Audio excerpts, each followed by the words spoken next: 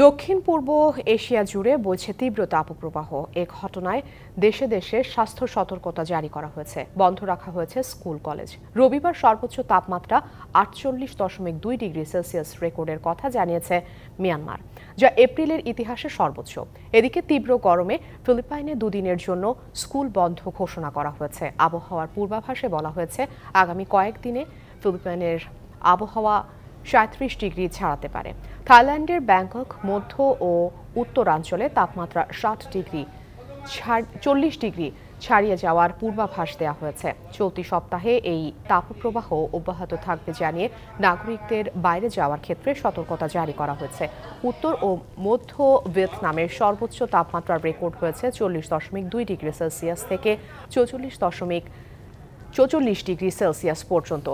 16টি অঞ্চলের জন্য তাপপ্রবাহের সতর্কতা জারি করেছে মালয়েশিয়া।